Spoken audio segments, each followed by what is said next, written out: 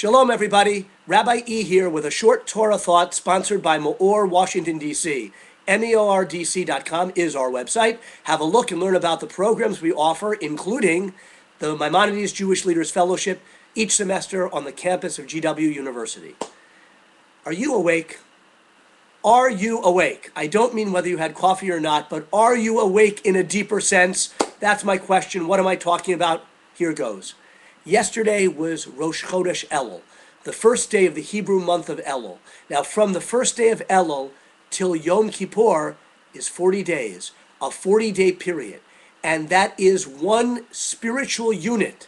What am I talking about?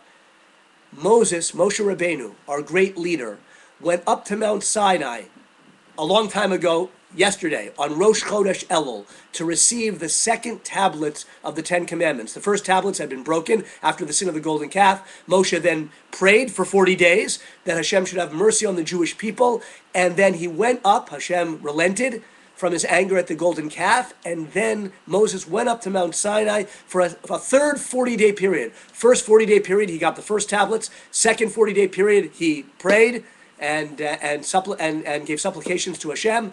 And the third 40-day period, he received the second tablets on Mount Sinai, coming down with the second tablets on Yom Kippur.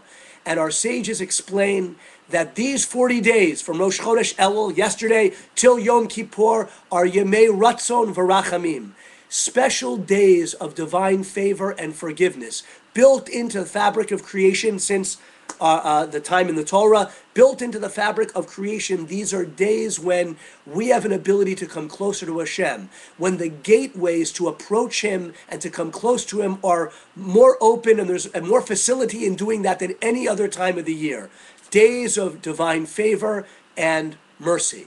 I liken this time to remember the old days in the skating rink, the Zamboni machine? That was the machine that, as you know, smoothed over the ice after, a session, and the ice was all kind of ragged and chopped up and full of marks. Then the Zamboni comes, and when you go on the ice after the Zamboni, whoosh, you glide smoothly down.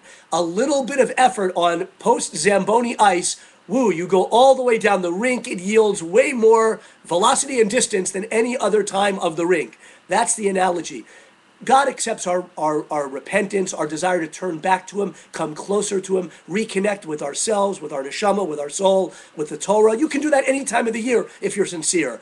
But these 40 days, they're Zamboni days. A little bit of effort, a little bit of extra time thinking about why we're in this world, what Hashem wants of us, a little more time studying the Torah, praying, thinking about the beauty of what it means to be a Jewish person, what it means to be alive, how much potential each one of us has each and every day.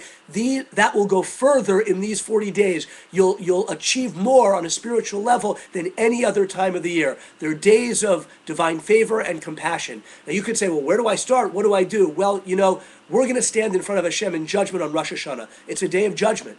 That should wake us up, not get us scared, but wake us up to assess in our lives what's important and what's not so important. That's the meaning of the shofar, one of the meanings of the shofar. Maimonides says the shofar wakes us up from the slumber of our mundane lives and awakens our soul to turn to what's more important and to clarify what we're really here on earth for. Now, the shofar is a mitzvah to be blown on Rosh Hashanah, but every day in traditional synagogues, this morning, for instance, in my synagogue, every day for the whole month of Elul, the shofar is blown, not as a Torah commandment, but to wake us up from our slumber. So we have 40 precious days, Zamboni days.